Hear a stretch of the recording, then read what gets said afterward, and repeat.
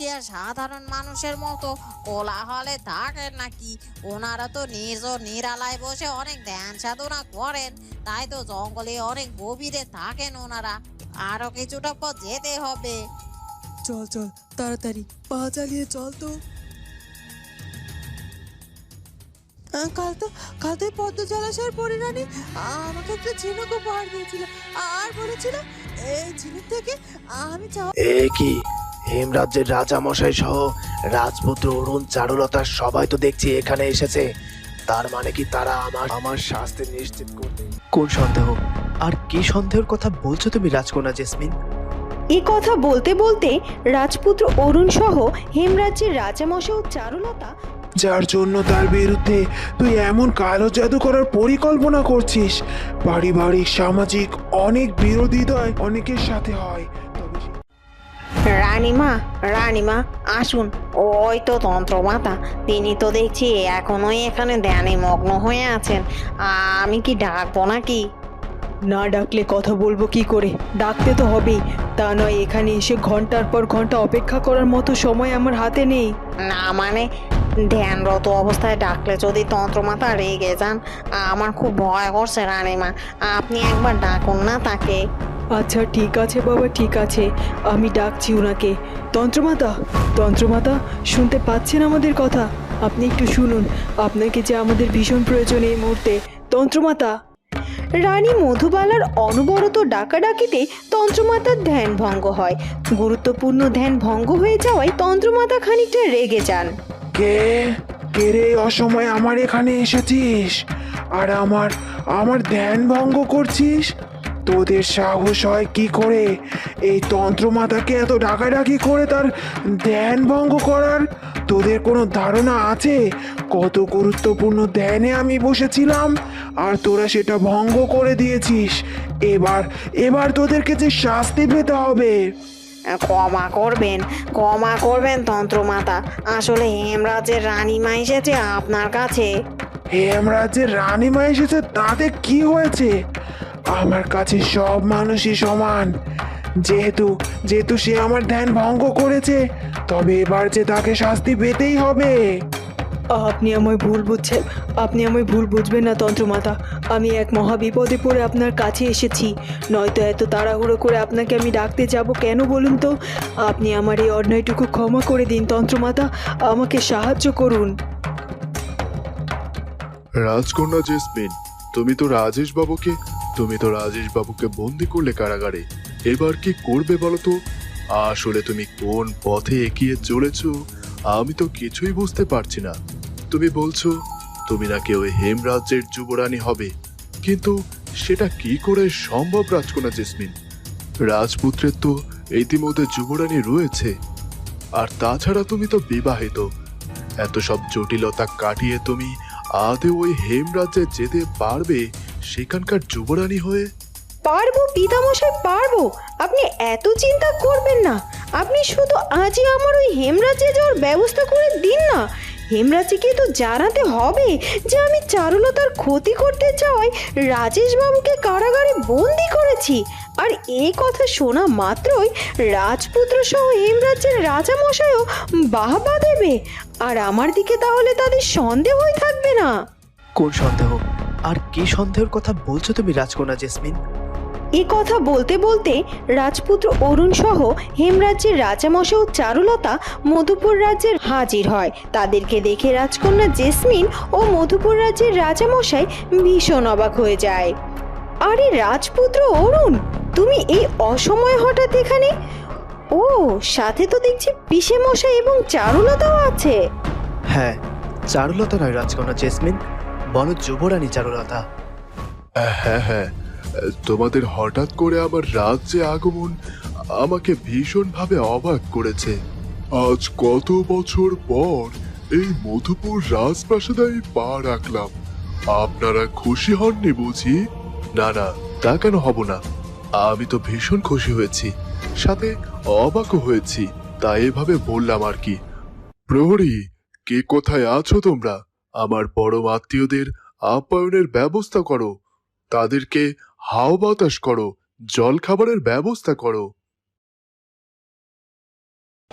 আমি আমি সত্যি বলছি গো, আমি আমি আপনাদের এই গাঁয়ের মানুষ নই, আর তাই আপনি আমাকে চিনছেন না। আমি অনেক অনেক দূরে গ্রাম থেকে এসেছি। আমি বিভিন্ন বিভিন্ন গ্রামে ঘুরে ঘুরে এই পিতলের কাঁসার হাঁড়ি পাতিল বিক্রি করি। আর আজ আজ এই বাজারে এসেছি। এই বাজারে এসে মনে হচ্ছে ভালোই বেচা কেনা হচ্ছে। এখন থেকে প্রায় প্রায় আমি এই বাজারে এসে হাঁড়ি পাতিল বিক্রি করব। বাবা, তাহলে তো ভালোই হবে। আমরা তোমার থেকে খাঁটি পিতল কাঁসার হাঁড়ি পাতিল কিনতে পারবো, তাও আবার অনেক স্বল্প মূল্যে গো। হ্যাঁ দাদা, এরপর আপনার আরও কিছু প্রয়োজন হলে আপনি কিন্তু আমার কাছ থেকে নেবেন। আমি কম দামে আপনাকে এগুলো দেবো। ঠিক আছে দিদি, তাহলে আমি এবার আসছি। তারপর হাঁড়ি পাতিল বেচা শেষে লতা সেই টাকা দিয়ে ব্যাগ ভর্তি করে বাজার করে আর তার জঙ্গলের কুটিরে ফিরে যায়। পদ্ম জলাশয়ের পদ্মরানীকে যে কি বলে আমি ধন্যবাদ দেব, সে তো আমি ভাষা খুঁজে পাচ্ছি না। আসলে ধন্যবাদ দিলেও পুরোবে না। তিনি আমাদের এত বড় উপকার করেছেন, তাই এই ঋণ আমি তার কোনো দিনও শোধ করতে পারবো না। তার জন্যই তো আমি ব্যাগ ভর্তি বাজার করে এসেছি। এখন দুটো শান্তি করে খেতে পারবো, আর আমার খিদের কষ্ট করতে হবে না। আর এসবের চিন্তাও থাকলো না আমার এখন আমি সোনামণির খোঁজ করতে পারবো। ওই পদ্মরানীকে আমি কোনোভাবে সোনামণির কথা বললে কি সে আমার সোনামণির খোঁজ দিতে পারবে, বা এমন জাদুর কিছু দিতে পারবে যেটা দিয়ে আমি সোনামণিকে দেখতে পারতাম? আচ্ছা বেশ, এরপর পদ্মরানীর সাথে দেখা হলে আমি তার কাছে আমার সোনামণিকে খুঁজে পাওয়ার জন্য সাহায্য চাইবো। সোনা ভাবলা, এই আমি আমার সব গয়নাগুলো আলমারিতে তুলে রাখলাম। তোমার মা যেন ভুলেও আমার থেকে এগুলো নিয়ে না যাওয়ার চেষ্টা করে, এই আমি বলে দিলাম। যদি তাই হয় তাহলে কিন্তু আমি বাড়ি ছেড়ে আবার চলে যাব। না না মীরা, তুমি এসব নিয়ে কোনো চিন্তা করো না। মাকে আমি বেশ জব্দ করে বলেছি, মা তোমার কাছ থেকে গয়না ছিনিয়ে নেবে না। তুমি এবার আর বাড়ি চলে যাবো এগুলো বলে আমায় আর ভয় দেখিও না তো। বৌমা, ও বৌমা, কোথায় গেলে? মীরাকে ডাকতে ডাকতে মীরার শাশুড়ি তাদের ঘরে আসে। কি হয়েছে কি? আজ এত বৌমা বৌমা করে জান দিয়ে দিচ্ছেন যে একেবারে। আজ দেখছি বৌমার প্রতি ভালোবাসা একটু বেশি উতরে পড়ছে আপনার। পড়বে না কেন? তুমি হলে আমার 5টা নয় 10টা নয়, একমাত্র বৌমা। তোমার জন্য আমার ভালোবাসা তো উতরে পড়বে, তাই না? এভাবে ডাকতে এসেছি। শোনো বৌমা, চলো দুজনে মিলে হেসেল করে যাই। আজ তোমার হাতের রান্না খেতে ইচ্ছে করছে, আর আমি দেখতে চাই আমার বৌমার হাতের রান্না কেমন। এই সেরেছে, মীরাকে মা রান্না করতে বলেছে। মীরা রান্না আদৌ কি করতে পারে? ও তো সবসময় গায়ে হাওয়া লাগিয়ে ঘুরে বেড়াতো। বাড়ির কাজ তো সবসময় ওর দিদি চারুলতাই করেছে। এখন কি হবে? মীরা রান্না করতে জানে না, এটা শুনলে মা কি রাগ করবে? কি জানি আমার মা এবার কি থেকে কি বলে বসবে, আর মীরাও কি থেকে কি রাগ করে বসবে কে জানে। কি হলো কি বৌমা? তুমি চুপ করে দাঁড়িয়ে রইলে কেন? চলো হেসেল করে চলো। ওহ, আমি কি আপনার বাড়িতে রান্না করতে এসেছি নাকি? রান্না করতে গেলে আমার এই সুন্দর দুখানা হাত নষ্ট হয়ে যাবে না বুঝি? আমি ভ্যাবলাকে বিয়ের আগেই বলেছিলাম যে আমি এই বাড়িতে এসে কিন্তু ঘরকন্নের কাজ করতে পারবো না। আপনি পারলে গিয়ে করুন, নয়তো না খেয়ে বসে থাকুন। হাই হাই সর্বনেশে কাণ্ড! এ মেয়ে বলে কি আমায় নাকি না খেয়ে থাকতে হবে? কিরে ব্যাবলা, তোর বউ কি রান্নাও করতে পারে না নাকি? আমায় এই বয়সকালে এতটুকু সুখ পেতে দিবি না তোরা? কোথায় ভেবেছিলাম ছেলেটাকে বিয়ে করে সংসারের সব দায়িত্ব বউয়ের কাঁধে তুলে দেব। এখন তো দেখছি এই বউকে আমাকে রেঁধে বেড়ে খাওয়াতে হবে। হ্যাঁ তাই হবে। আপনি কি ভুলে গেলেন নাকি আমার দিদি কিন্তু হেমরাজের যুবরানী?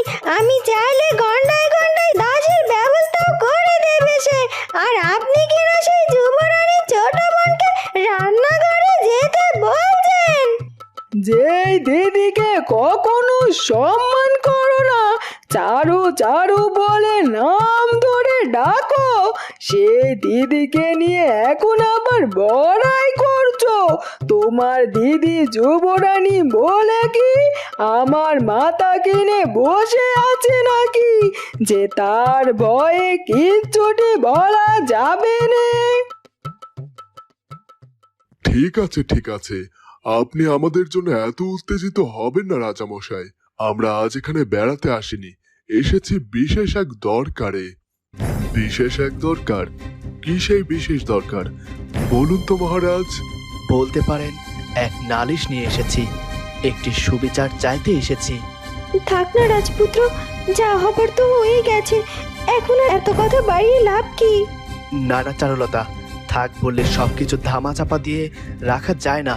এত বড় অন্যায় ক্ষমা করে দিলে অন্যায়কারী কখনো তার ভুল শুধরে নেবে না। হ্যাঁ রাজপুত্র, তুমি একদম ঠিকই বলেছ। আর তাই তো আমি অন্যায়কারীকে ইতিমধ্যে তার প্রাপ্য শাস্তিও দিয়ে ফেলেছি। অন্যায়কারীকে তার প্রাপ্য শাস্তি দিয়ে ফেলেছে মানে? তুমি কি বলছো কি রাজকন্যা জেসমিন? আমরা কার বিষয়ে কথা বলছি সেসব কি তুমি বুঝতে পেরেছো? সেগুলো তো আমরা এখনো কিছুই খুলে বলিনি। তোমরা তো রাজেশ বাবুর কথাই বলছো চারুলতা। তিনি তো তোমাকে বিপদে ফেলার চেষ্টা করেছিল, আর তাই সেজন্য আমি তাকে এই মধুপুর রাজ্যের কারাগারে বন্দি করেছি, যেন তিনি আর কোনোদিনও তোমার দিকে কুদৃষ্টি না দিতে পারে। সত্যি বলছো তুমি রাজকন্যা জেসমিন? তুমি আগে থেকেই রাজেশ বাবুকে কারাগারে বন্দি করেছো? হ্যাঁ মহারাজ, রাজেশ বাবু নাকি আপনাদের যুবরানী চারুলতাকে বন্দি করে রেখেছিল এবং তার সাথে অনৈতিক কার্যকলাপ করতে চেয়েছিল। আর যখন সে রাজপুত্র অরুণ ও চারুলতার কাছে ধরা পড়ে গেছে, তখন আর কোনো দিশা না পেয়ে এসেছিল রাজকন্যা জেসমিনের কাছে আশ্রয় পাওয়ার জন্য। কিন্তু রাজকন্যা জেসমিন তার এই অন্যায়কে প্রশ্রয় দেয়নি। রাজকন্যা জেসমিন সবটা শোনার পরেই রাজেশ বাবুকে কারাগারে বন্দি করেছে। আমি তো আমার নিজের কানকেও বিশ্বাস করতে পারছি না মহারাজ। রাজকন্যা জেসমিন কিনা নিজে জেচে পড়ে তার স্বামীকে কারাগারে বন্দি করে রেখেছে। বাহ, রাজকন্যা জেসমিনের তো দেখছি ভালোই সুমতি হয়েছে। তাহলে এই সুমতি দীর্ঘ সময়ের জন্য টিকে থাকলেই হয়। সবটাই তো খুলে বললাম আপনাকে তন্ত্রমাতা, আপনি তো সবটাই শুনলেন। আসলে আমার মনটা ভীষণ অস্থির হয়ে আছে। কে জানে ওদিকে মধুপুর রাজ্যে গিয়ে মহারাজার রাজপুত্র কি সত্য উদ্ঘাটন করতে পেরেছে কিনা, তারা কি আমার ব্যাপারে সবটা জেনে গিয়েছে কিনা সেটাও বুঝতে পারছি না। এবার আপনি বলুন আমি কতটা বিব্রতিকর অবস্থার মধ্যে রয়েছি। তাই তো আপনাকে এভাবে হুট করে আমি ধ্যানভঙ্গ করিয়েছি। এবার যে আপনার সাহায্য আমার চাই তন্ত্রমাতা, আমাকে একটু সাহায্য করুন। আমাকে যে হেমরাজ্যের রাজা মশাইকে আবার বশ করতে হবে। কিন্তু তোর কথা মতো তো আমি যুবরানী তেমন কোনো অন্যায় পাচ্ছি না, যার জন্য তার বিরুদ্ধে তুই এমন কালো জাদু করার পরিকল্পনা করছিস। পারিবারিক সামাজিক অনেক বিরোধিতা অনেকের সাথে হয়, তবে সেই বিরোধিতা তুমুল পর্যায়ে না গেলে এসব তন্ত্রমন্ত্র তাদের জন্য নয় রে। আপনি এসব কি বলছেন কি তন্ত্রমাতা? তুমুল পর্যায়ে বিরোধিতার চাইনি মানে? যেখানে আমি আমার ভাইজি রাজকন্যা জেসমিন এই হেমরাজ্যের যুবরানী করতে চেয়েছি, সেখানে হুট করে এসে জুড়ে বসে চারুলতা যুবরানী হয়েছে। আর সব থেকে ভালো কর্মকাণ্ড দেখে মহারাজ তার প্রতি এতই খুশি হয়েছে যে আমার দিকে তার তাকানোর সময় পর্যন্ত নেই। আর আমার কথা তো কোনো মূল্যই নেই ওনার কাছে। তাই তার রাজপুত্রের কাছেও এসব বলেছেন। আমি ওই যুবরানী চারুলতার বিরুদ্ধে এখনো কোনো পদক্ষেপ নেব না। তো আমার যাই মনে হলো আমি সেটাই বললাম, কিন্তু আমার যেটা কাজ সেটা তো আমাকে করতে হবে।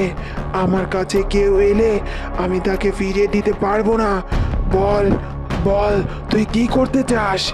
আমি চাই ওই চারুলতা সর্বনাশ হোক, আর মহারাজের সাথে আমার সব মনোমালিন্য দূর হয়ে যাক, চারুলতা দূর হয়ে যাক, আর রাজপুত্র অরুণের সঙ্গে রাজকন্যা জেসমিনের বিয়ে হোক। এই তিনটি চাও আমার পূরণ করতে পারলেই হবে, আর কিছু দরকার নেই। আমাকে আগে ভাবতে দে, দেখি কার বিরুদ্ধে কোন ব্যবস্থা নেওয়া যায়, তারপর আমি সময় মতো তাকে ডেকে পাঠাবো। ঠিক আছে তন্ত্রমাতা, তাহলে আমি এখনকার মতো আসছি। চলো দাসী। পিতামশাই, আপনি মধুপুর রাজ্যের রাজামশাইকে বলুন আমাদেরকে কারাগারের সেই জায়গায় নিয়ে যেতে যেখানে রাজেশবাবু বন্দী আছেন। আমি নিজের চোখে অবধি না দেখা পর্যন্ত বিশ্বাস করতে পারছি না যে রাজকন্যা জেসমিন তার স্বামী রাজেশবাবুকে কারাগারে বন্দী করেছে। আমি যুবরানী চারুলতার জীবনের ঝুঁকি আর নিতে পারছি না। যতক্ষণ না ওই রাজেশবাবুকে আমি শাস্তি পেতে দেখছি ততক্ষণ আমিও শান্তি পাচ্ছি না।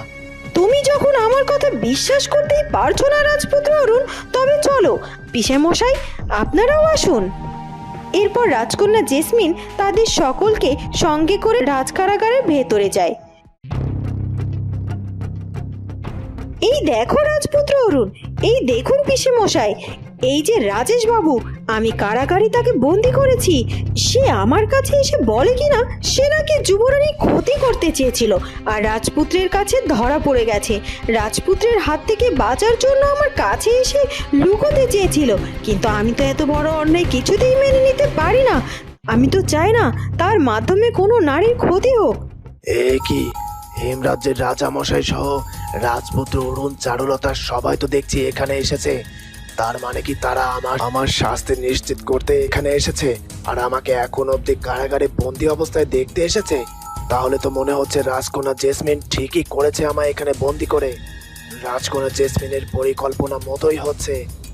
বন্ধুরা, কি হতে চলেছে এরপর সেটা জানবো আমরা চারুলতা গল্পের পরবর্তী পর্বে। আর আমাদের আজকের ভিডিওটি ভালো লাগলে অবশ্যই আমাদের চ্যানেলটিকে সাবস্ক্রাইব করে দিও। দেখা হবে নতুন পর্বে।